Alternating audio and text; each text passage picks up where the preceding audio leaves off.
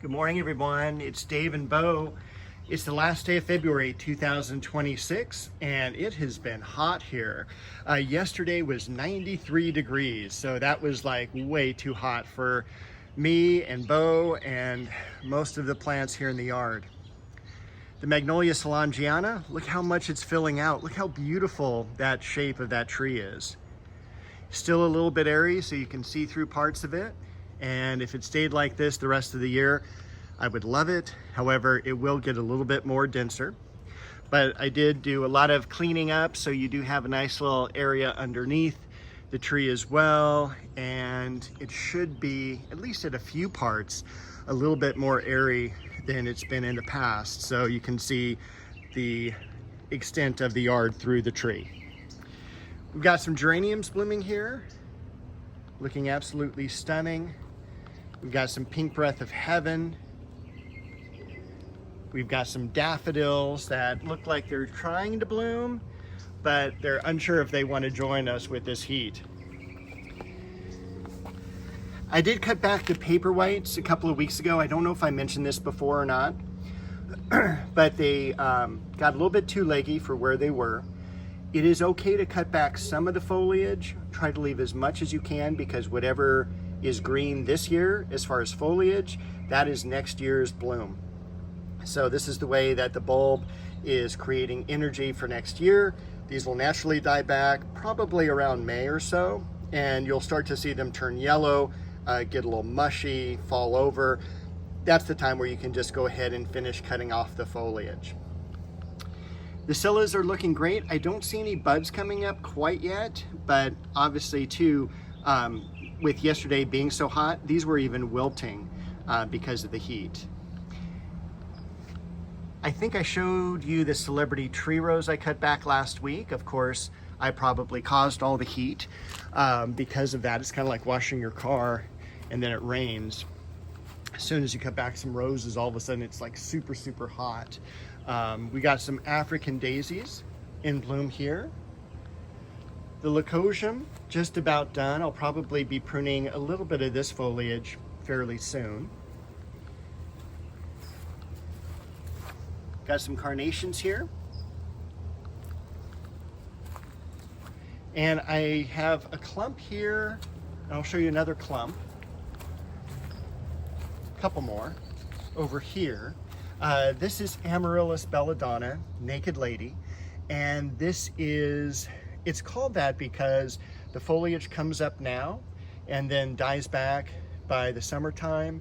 And then the flower comes up in August, September without the foliage. So it's just kind of, it looks a little silly as far as the bloom stalk just coming up out of the ground with nothing around it. Almost looks like how you would see some of the succulents blooming. But it's really cool. It's a fairly pricey bulb. I remember, these being about $4 each back in the late 80s and early 90s when I was selling them in a nursery. I'm sure they've at least doubled since then. And this is compared to everything else was, 50 cents a bulb. So this is one of the pricier ones. Likes to be in a little bit more of a drier area, but it's something that multiplies and just does really, really well. We've got the variegated alstroemeria. We've got a few blooms on an azalea back here. We've got some blooms on the columbine. And I don't know if I had shown you this last week. It was amazing in terms of its full bloom. I mean, this is, I think, like the first year I planted this particular one here. And it just did terrific. We still have a lot of blooms on the bulb off to the right. But the heat did get kind of to it yesterday, scorched a little bit of it. Some roses leafing out in the background. Beautiful carex. Feather Falls is the variety. Some daffodils, and I did have, and you can see there are some buds coming up. Not a whole lot of daffodils from there this year, but I did have some daffodils here. So this variety is called February Silver, and it's just a terrific daffodil. Naturalizes every year.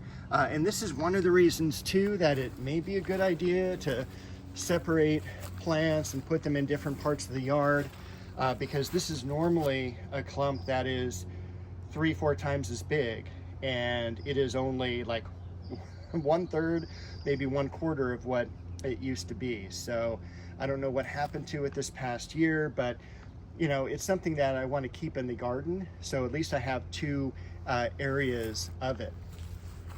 The Shishigashira, Japanese maple. Most of the other hyacinths are done as well. The New Guinea impatient back here, definitely cooked on top, but all the new foliage coming out at the base. And also it will be shaded by the Shishigashira when she leaves out. We're gonna jump around the pond, which, by the way, look at that, Magnolia Elizabeth. Over here, we've got some Japanese maples leafing out. So let's jump over here quick first. Bloodgood, rosebush. Look at the Clivia. Look at those amazing orange blossoms. There's really nothing else like it. And it's so beautiful. 1, 2, 3, 4, 5, 6, 7, 8, 9, at least 9 buds coming up, 9 flower stalks, I should say. But again, just one of my more favorite plants, and not just because I got it for free. So over here, we have Kanishi leafing out. We have Little Joe leafing out as well. Over here, this variety is Kurenai Naijishi. Sensu. And there'll be more leafing out in the next couple of weeks. Everything back here is doing really well.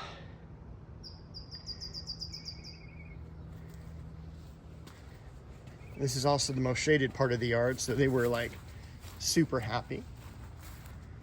Bow across from us.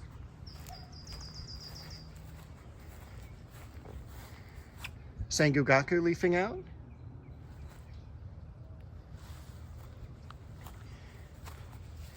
We do have some bloom spikes over here on the Scilla. Look at that. Hopefully you'll see some blooms next week on these. Wistringia, that big leafy plant in the background. Blood lily. The acacia that got transplanted is looking really, really good. The bulb back here, this is a Madonna lily.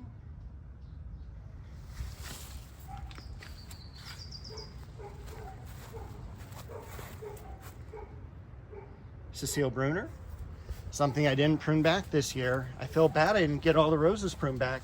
I did do some work in the front yard, but it's definitely not done.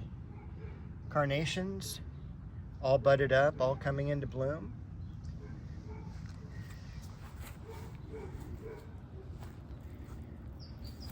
Sorry for the glare, it's early in the morning. Sweet pea bush. Still got a few irises in bloom. Triple grafted plum. I will point out how nicely, and I'm gonna get a better angle here, that the Queen Elizabeth is growing and leafing out. It's always one of my favorites.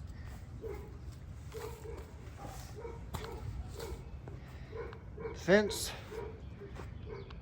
before and after. Still need to work on the white picket fence. The one good thing with all the light and all the heat, the solar lights stay on all night. Iris nata. In fact, I'll get a little bit better image of it with me not in the scene. Isn't that a beautiful iris? That's the original clump over here.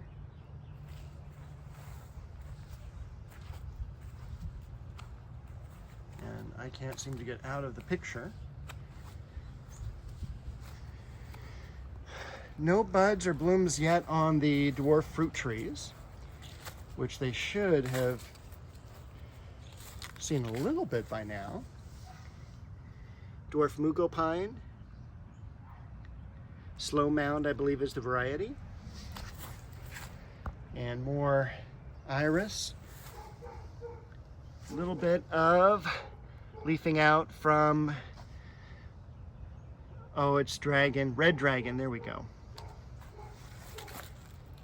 All right. And the grass looks pretty good too. I forget which variety this is. This is a carex over here. Grasses tend to love the heat. So, I mean, this is looking really, really nice. All right. So just a really quick jaunt around the yard. There's Bo, just getting some morning sun, working on her tan. You know, I took her to the vet just about a year ago, and she wasn't doing so well. She was a little sick, and the vet said, "Oh, she's pale." And I'm like, "How can you tell? You know, she's a white cat." So anyway, I want to also put in a short video here I forgot to show last week of the Gladiola Tristus I have in the front of the yard. So I'm going to drop that in here. Hey everybody, it is Future Dave, and this is one of the things I forgot to show you this week on the video, because this will probably be as nice as these look. This is a Gladiola. The variety is Tristus, and this is a naturalizing Gladiola for the yard. This is the only color I've seen it in. I'm sure it comes in maybe a white or something like that from some seed catalog or some bulb grower. But this is just an amazingly cool plant. And I look forward to this coming up every single year. I can't say enough about it. It does kind of look wildflower-like. Those are petunias. It does have that wildflower aesthetic, and it's just a really cool bulb. I don't know what more I can say about that. Let me zip over here to the other side so you can see some of the others. And one thing I didn't do this year, and I meant to do this a couple weeks ago, is to walk you over to the camellia. Now, this is a camellia planted in this housing tract when it was made in the 1950s. So I live on a citrus, well, it was a citrus ranch, and in the 1950s here in my city, all of these citrus growers went away.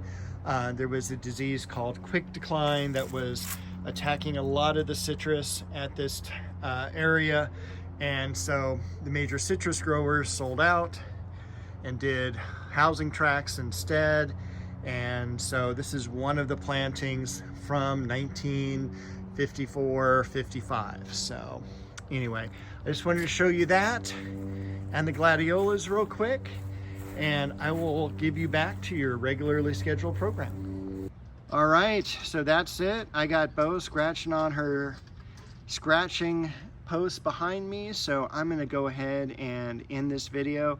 I hope everyone has a great week. I hope we have some cooler weather next week. That way we can get out and do some more gardening.